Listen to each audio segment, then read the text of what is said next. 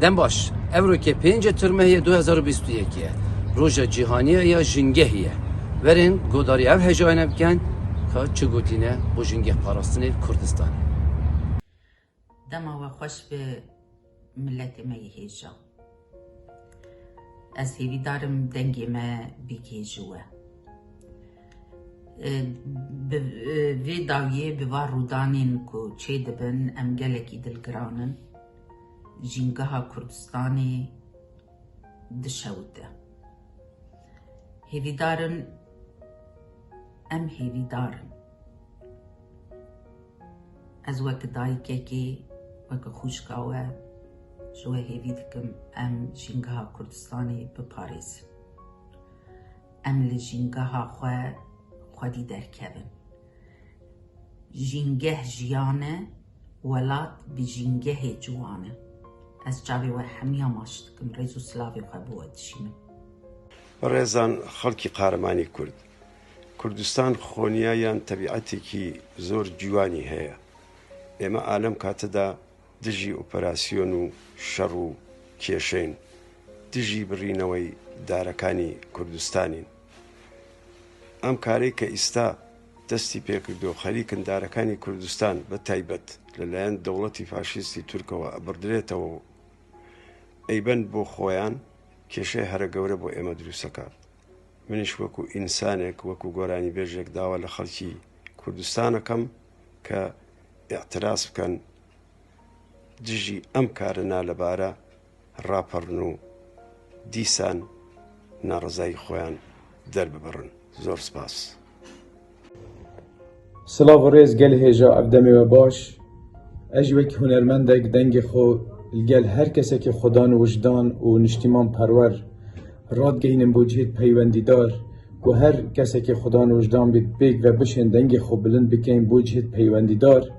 و پێشی ئەف ئۆپراسیۆنە هەندە مازن لەسەر گەلێ خۆ وڵاتی خۆ خاکە خوان بشێن دەینە ڕاوستاندن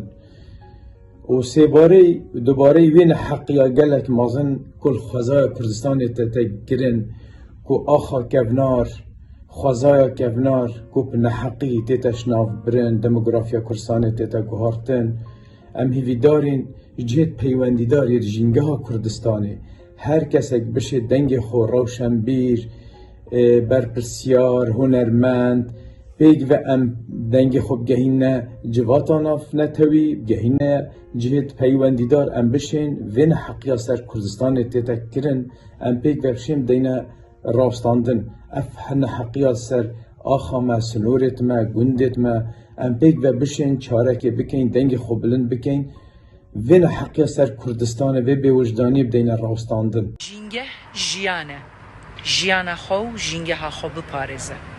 ئێمە خۆمان ئەزانین کە حکومەتی تورکیا ڕۆژ بە ڕۆژ پەلەماری کوردستانەدا لە ڕۆژاوا و لە باشوور ڕۆژ بە ڕۆژ بۆمبارین هەیە لە سەر گوندەکان و خەڵکی ئەو گوندانە وازیان لە گوندەکە هێناوە کەسی تیانەما و بەداخەوە زۆریشیان مردوون ئێستش زانیومانە کە دارستانی ئێمە ئەبڕن و ئەیبەنەوە بۆ ناو تورکیا بۆ لەوانێشتی پێدروستەکەن و ئەیفرۆشنەوە بۆ ئێمە با دەنگمان بەرزکەین بۆ خەڵکی کوردستان و بۆ خاکی کوردستان لە بەروی ئەمڕۆ دارستانە بەیانی ماڵی ئێوەیە دەم باش بەلێ وەکیون هەموو دەزانن لە کوردستانê قەتلیامێکی ژینگەی تێ چێکردن ئەم جی وەک کوردستانیەکی وەکی خەڵکێکی کوردستانê li her deverê Kurdistanê li ku dibe bileve em dibêjin em xwedî li daristanê xwe xwedî li mal û milkê xwe xwedî li axa xwe derkevin û em destûrê nedin ku dar û barê me bên şewitandin bê talankirin Silav Rêz û Darê Kurdistanê nebirin, Kurdistanê biparêzin, Kurdistana me ye. Ne coupez pas les arbres du Kurdistan, le Kurdistan est à nous et il faut le protéger. Çendîn salan agê asên bi serê me Kurda da barandin. Tenê ciyayên me û xwezaya me bû me bû stargeh. Sotina daristanê, birîna dara, zulmek amazin e. Belkî ne tenê mirova têkirinê, li hemû giyanawera ji têkirinê. Hêviya min ji hemû rêxirawên mirovatê li cîhanê bêdeng nemînin li ser vê zulmê. Roj baş gelê min ئیرۆ ئەس بەنگا خۆش هەموو دنیایرە وەکە هونەرمەندێکی کورد ئەس دشێنم ڕاستی ئیرۆ لە کوردستانی چیا و دار و ئەو بەدەنێ و لە سپەحی هەموو تێنە شەوتاندنش کۆکێ درابن هێویا منجی ئەوە گۆ دەنگێ من بگهێ va منظماتê heye tabiatê yê tiştê got xwedayî dihimênin got hisa dengê me bikin got dijî vî tiştî rabin û ev ji bo min qetlîameke zanê li ser çiya û zinarê me Kurda de tên ew darê beda û got ji kokê têne şewtandin û tên helandin gelê min û win bi hev re hemû piştgirtiya vî tiştî bikin got ev karîsa timam nebe tê me çavê we